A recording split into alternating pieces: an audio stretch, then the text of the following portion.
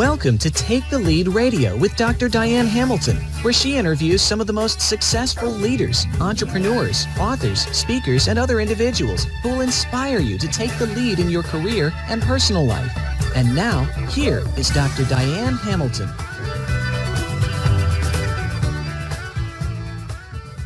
I am here with Tom Peters, who is the co-author of In Search of Excellence, the book that changed the way the world does business, and often noted as the best business book ever. He has a new book that's sure to be another of on his long list of bestsellers titled Compact Guide to Excellence, was inspired by Excellence Now, Extreme Humanism, which was the last book we chatted about when Tom was on my show in the past. We had a blast, as I recall. We bonded over our love of Monty Python and some of the things we talked about. Absolutely. Over Project Oxygen, Project Aristotle, and how Susan Cain called him an idiot. So if you want to find that, it's on the last show. But that was quite an interesting episode, so I'm really excited about this show. It's so nice to have you here, Tom.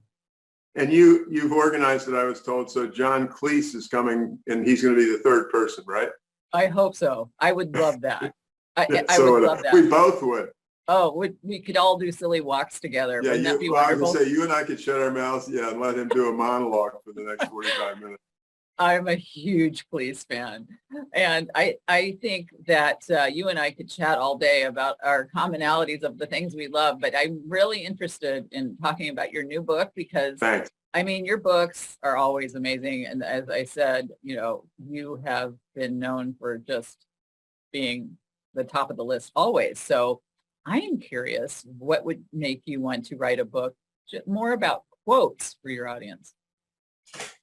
If you looked at the spine, you would see Tom Peters and Nancye Green.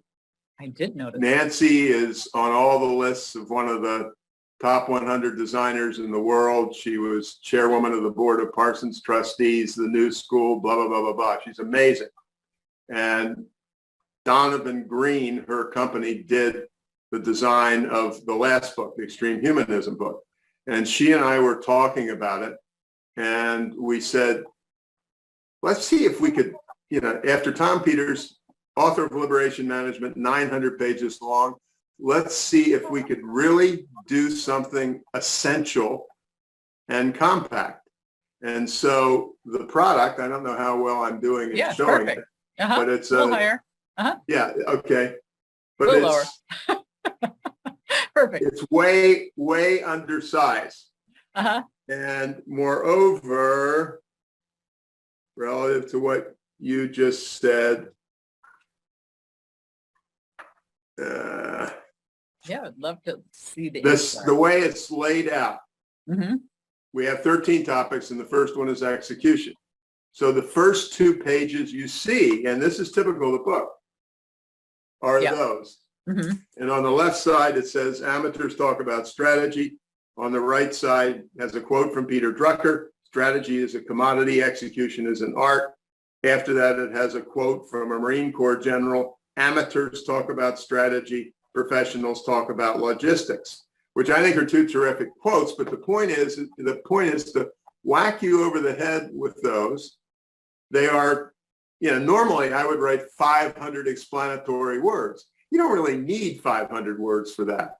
And I think if you and I were in a certain position, we could have a day-long discussion over those 2 lines. And so we really, it is compact. It's just an effort to be the essentials, whatever the hell it is I'm doing. I've done for 43 years. And, this is a different kind of effort.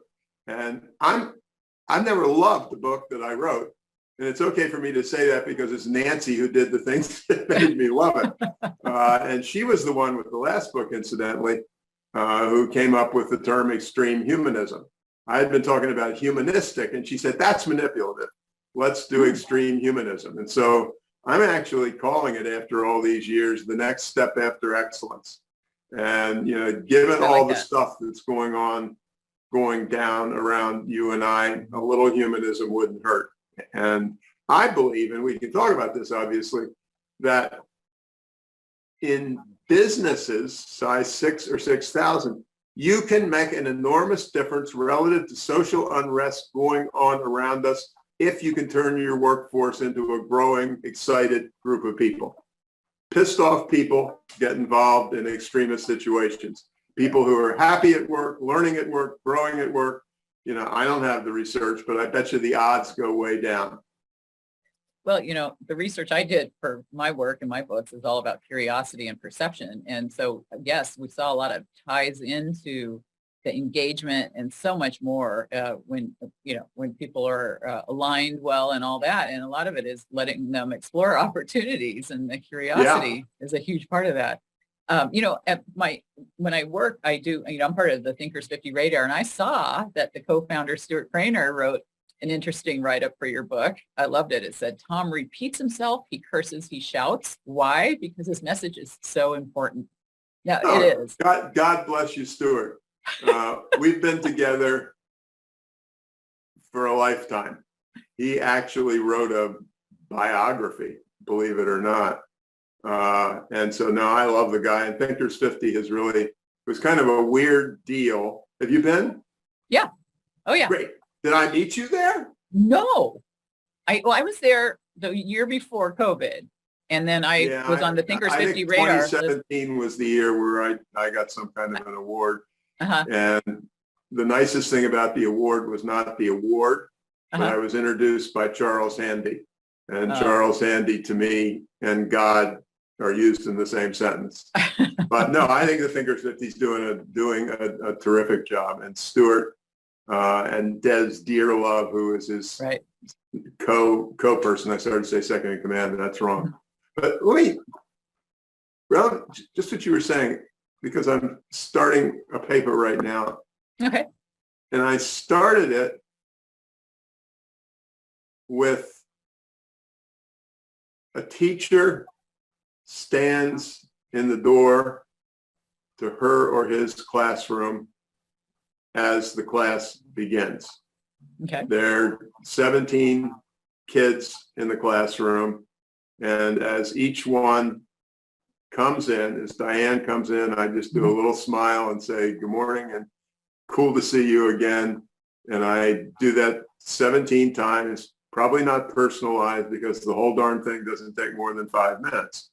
That's all I do. Discipline, this is measured by such hard-nosed things you wouldn't believe it. Disciplinary problems go down by 20%. Academic engagement goes up by 20%. And it's just from being a frigging human being and looking you in the eye, and I change your entire world by acknowledging that you're here, you're alive, you've come to the classroom, and I'm happy to have you here. You know, and I just love that experiment because it's not that it says it's easy, which it is, but what it says is these are the elements: caring, kindness, thoughtfulness, engagement, and that's, you know, that's my real hobby horse these days. But I love that experiment because it's just so trivial and so powerful. Well, people want to feel connected. You know, I actually wrote my dissertation on emotional intelligence, and I loved having Daniel Goleman on the show, and we talked about all of these things. And you're dealing with so many of these same kinds of things that I'm interested in how we can teach people to be more empathetic, because if we've already hired them, we're not hiring for empathetic people, and they need help. You know, do you think that inspirational books like this that compact content into bite-sized pieces are part of the solution? No, I'm not that arrogant. I think because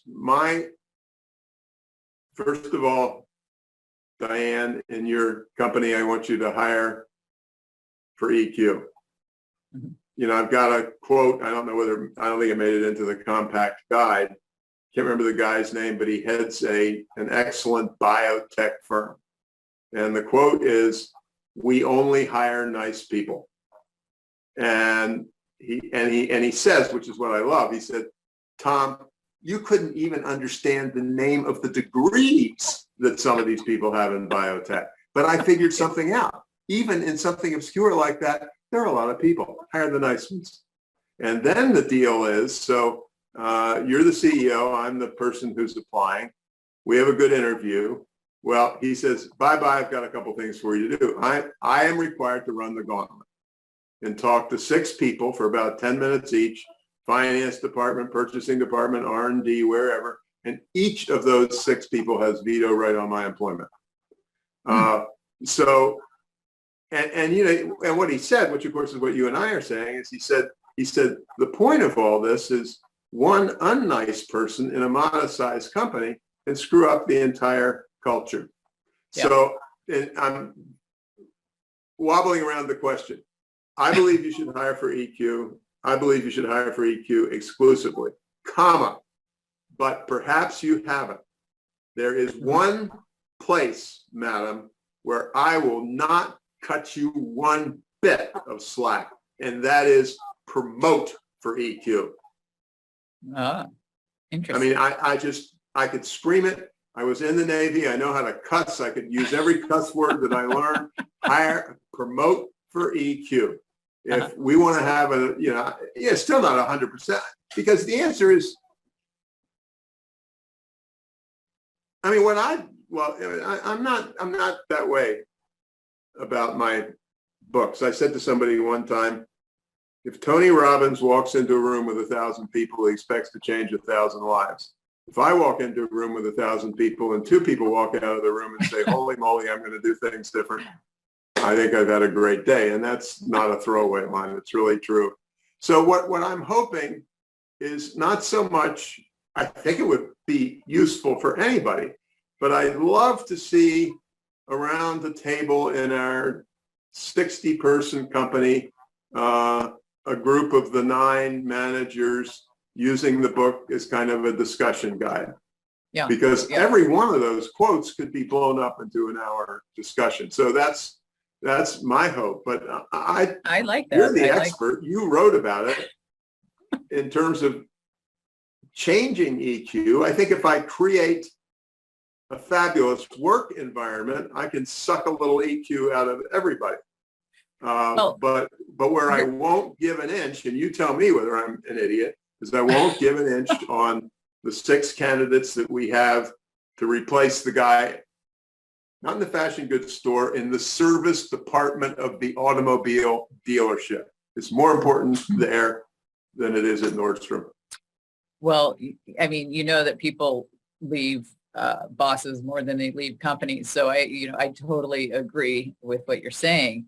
I think, you know, we're at a time when it's really interesting because I interview CHROs, the head of HR for largest companies out there, the MetLifes and, you know, huge companies are on the show for my other show I do at Global Mentor Network.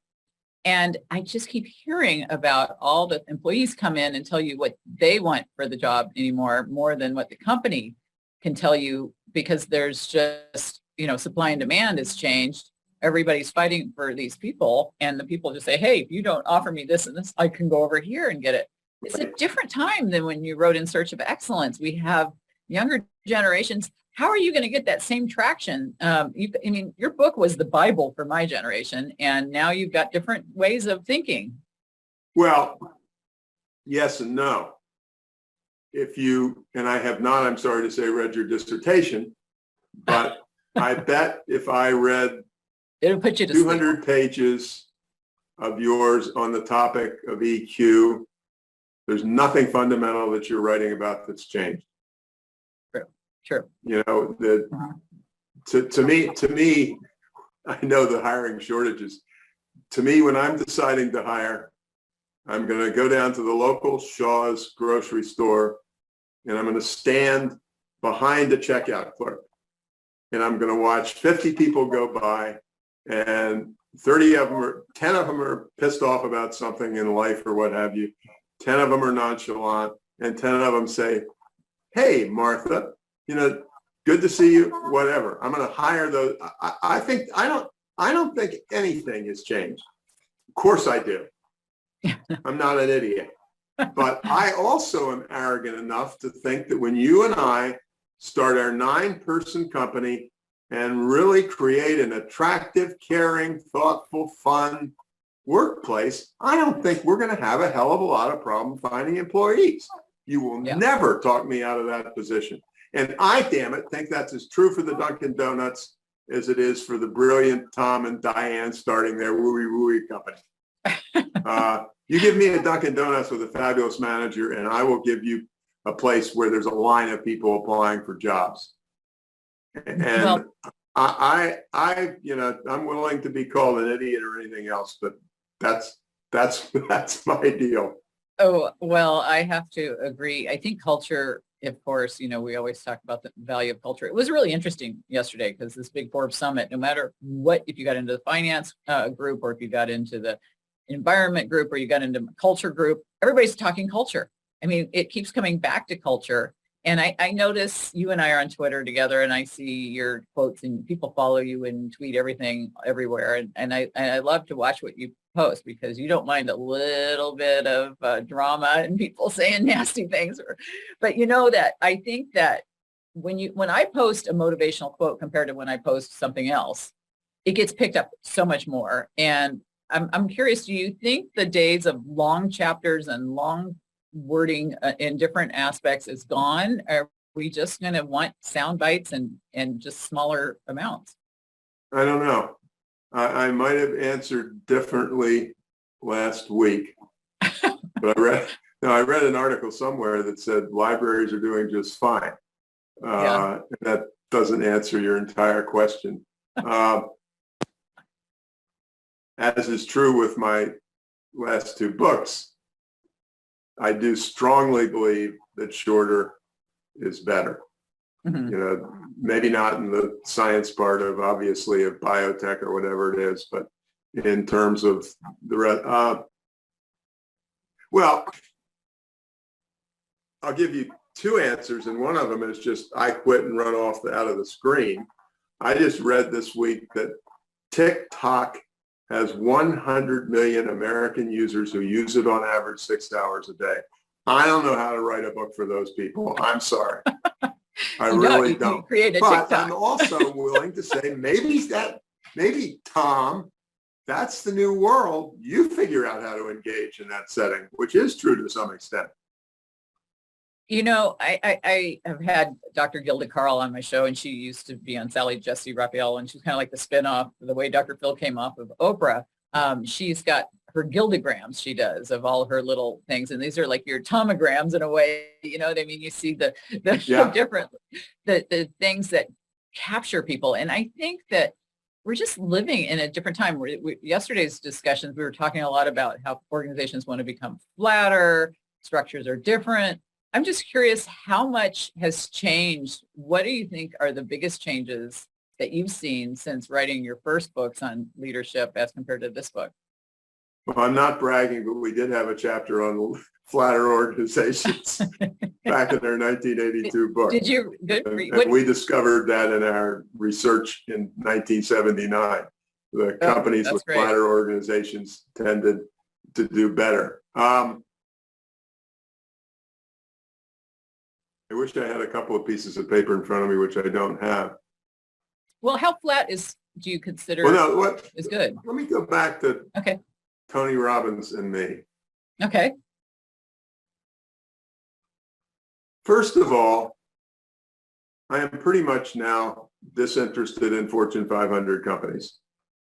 And the reason First of all, second of all, they employ 7% of Americans, which means 9 plus out of every 10 don't work for them.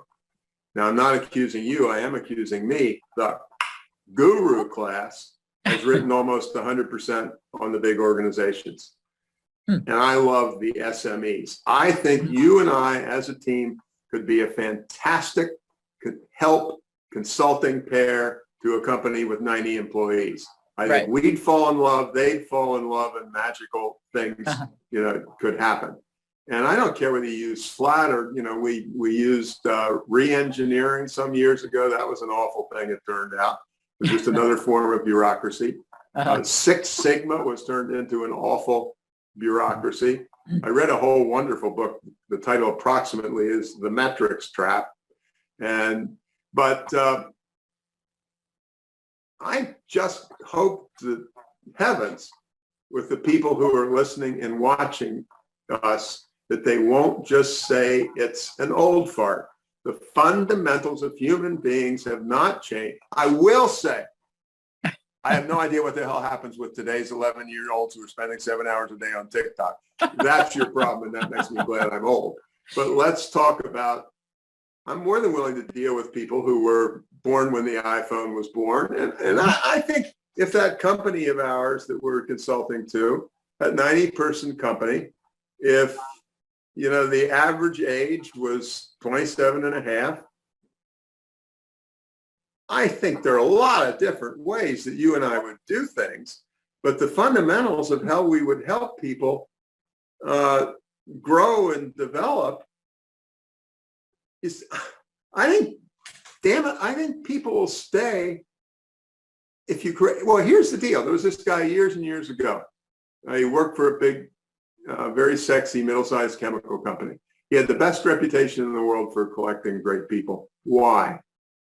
He had Diane on his team. She was absolutely fantastic. She'd been there 2 years. He would die if she left. But he goes up to her and he says, here's the honest truth, Diane. We've only got 11 people, and I can't promote you or get you into the job that you deserve. So what I'm going to do, Diane, is set up a half a dozen interviews for you with other people in the company for whom you would be a lifesaver. I mean, he had every human being in the world trying to apply to get into his organization, but yeah. You know, I mean, we won't do the 25 minutes on how pissed off Tom is at business schools, but all these things, virtually nothing that we've talked about since we started the conversation are on the business school curriculum, except as an asterisk somewhere. You know, when I went to business school 18,000 years ago, we had finance, we had this, we had that, and we had an organizational behavior course. That's the one I got a PhD in 8 years later, but that's not the point. The point is people, you know, it was, oh, that finance course, did you see what he was saying? And then it was, oh, shit. Next period is those organizational people. And you know, which says we didn't select our candidates very well, you know, back to that point. But everything's changed and nothing has changed, comma, and I don't know what the hell's going to be going on in 2035. I mean, it would be interesting if we could all figure it out. And I think that I remember giving a speech years and years ago for Forbes where I talked about the future of the workplace and all these generations working together. And nothing's really changed since I gave that talk because we still have all these generations. We still have a lot of conflict. And I agree. I love working with the small and middle-sized organizations. I've worked with, you know, the Verizons and the, you know, big companies that I love that as well. But you do get different vibes when you go into each company. They have these personalities, their culture. And I think that COVID's really changed the focus, though, on culture and all the org behavior stuff that you and I studied for, you know, our work. Do you think that COVID has going to have the positive because of that effect? Because people realize that what worked in the past, they can't rest on their laurels and have status quo thinking? Fingers crossed. For those listening, fingers are crossed. I think that's possible. My wife is a textile weaver and home furnishings person. And when the pandemic started, we didn't have any masks, remember, and she and other people were doing masks. And I said to myself one day, she's doing that and you're sitting in your office. Let's flip that. And so I decided to be gutsy and ridiculous and offer myself for leading in the times of COVID-19. And the example I used is I said, we have, you know, 3 meetings a week or 7 meetings a week or what have you, and so on and so forth. And one of my greatest folks is Diane. And I'm sitting down with you for something informal, not a quarterly review. And I say, Diane, I got a problem with you. And my problem is in the last 25 meetings, you have showed up on time every time. Now, I happen to know that you have 2 parents in assisted living. I happen to know you've got a 9-year-old and 7-year-old. Please, Diane, be late. You know, but it's, you know, acknowledge that kind of thing. I mean, that's what I'd love to see. I mean, that was not obviously not a joke at all. It's the opposite of that.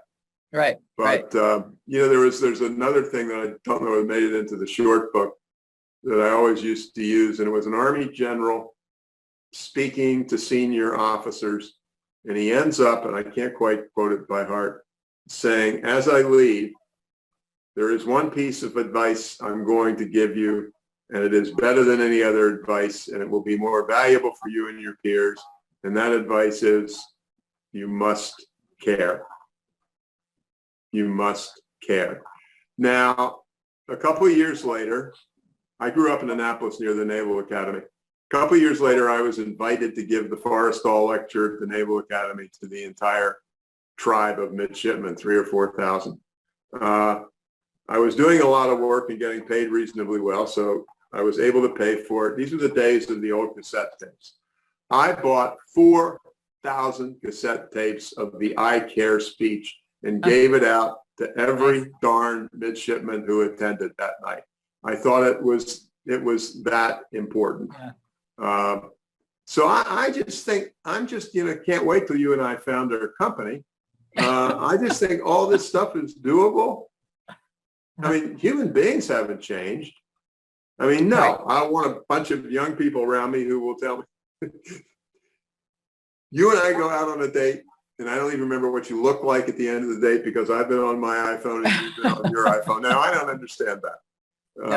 No. That's a little bit beyond me. Well, it was really interesting to me, and I don't know if you remember, but I had sent you the preview to my last book on perception, just because I think perception is such an interesting topic in terms of, well, you're making your assumptions of what you think somebody's going to do or what's going to mean something to them or what's going to seem a nice thing to do based on your own perspectives, right? You don't even have their ideas. I mean, empathy is more about feelings, perspective is more about thinking, but do you think that we're getting enough into other people's heads and not just their hearts with empathy, but in their heads to see their vantage point? I think we could. That was what I was hoping. Yeah. Shelf of your then paper university shelf that dealt with these kinds of issues. I think it's an age-old issue that, as you and I have said in the last 20 minutes, is much more important than it ever was before. I mean,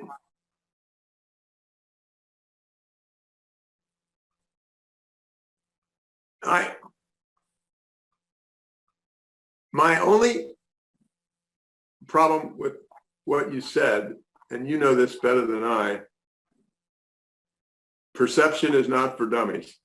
The research around perception, when you dig into it, is pretty heavy duty and pretty heavy going. Right. And I'm not sure.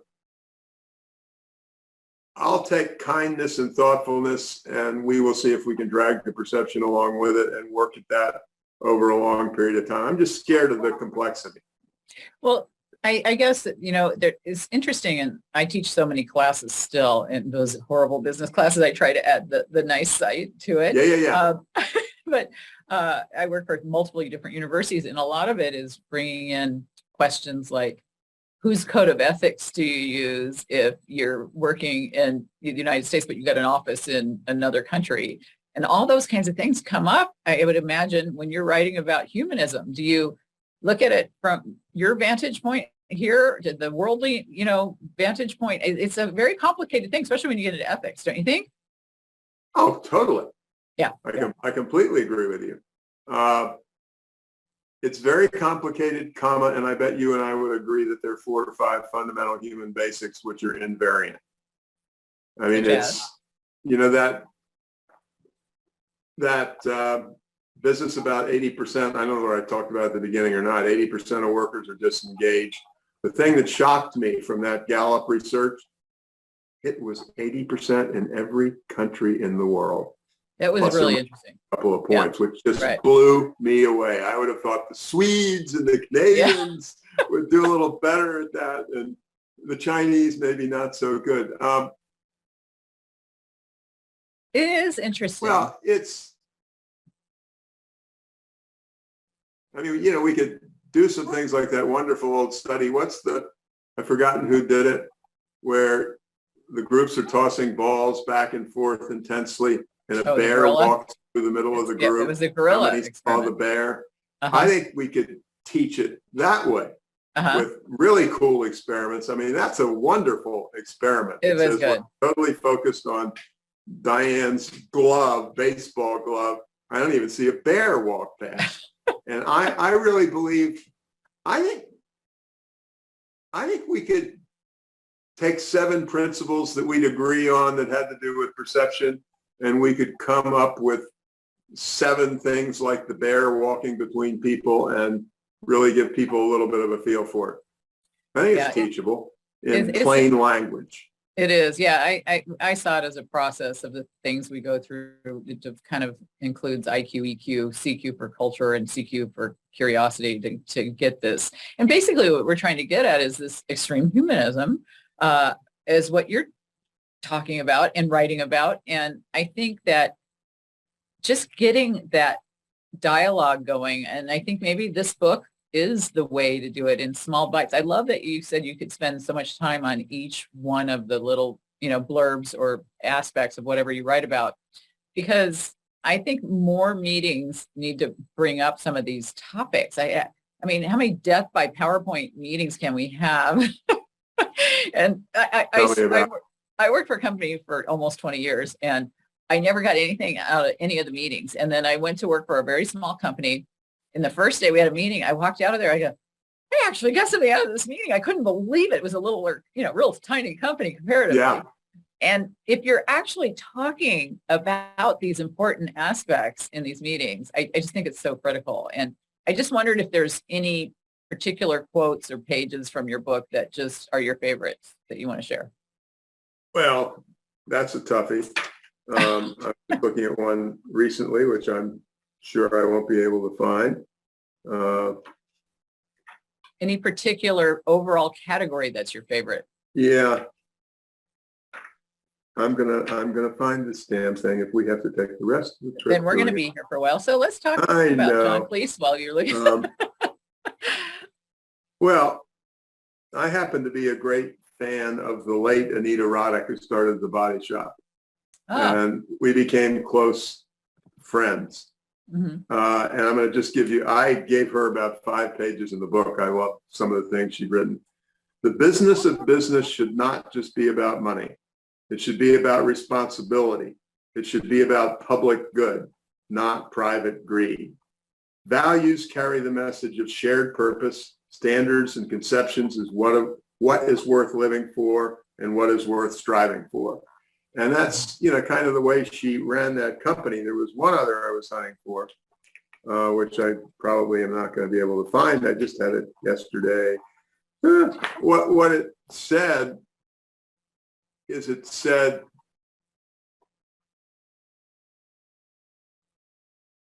managing, leading is the highest ranked profession in the world.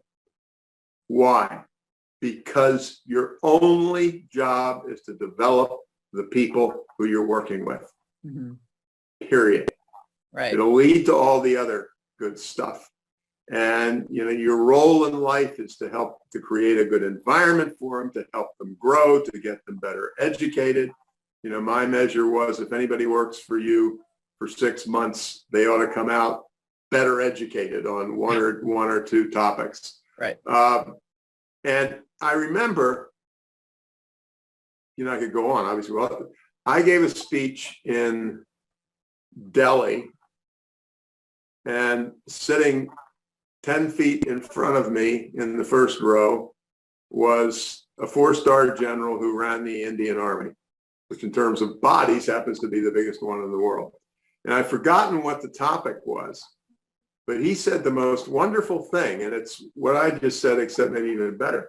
He said, when I'm looking at Diane and 5 other people, colonels, for a promotion to general, he said, there's only one principal thing I do. I find the people who used to work for Diane and find the degree with which they became successful as a function of the 2 years they were with her. I almost started weeping in front of 1,000 people because, I think that's absolutely but the job of the leader is to develop people. Period. Right. All stop. I am not against money. I'm not against profit, but guess what? That's the best way to make money. And so, but that's your job. There was this, I think I have it in this book in the last, but wonderful David Brooks column in which he talked about resume virtues and eulogy virtues.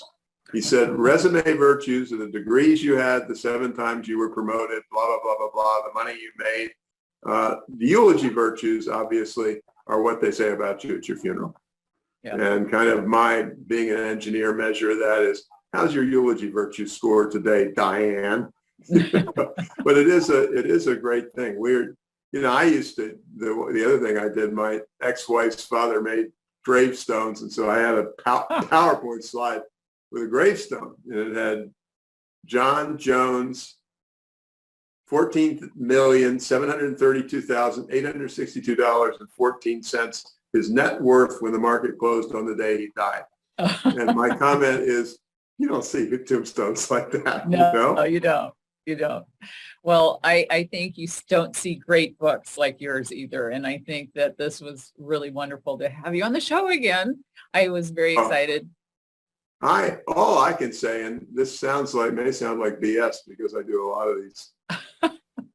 I had a ball today. I do not know any person who I have been around recently with whom I agree and love to converse with. And so, this last few minutes has been an absolute unmitigated treat for me, and we'll do it again.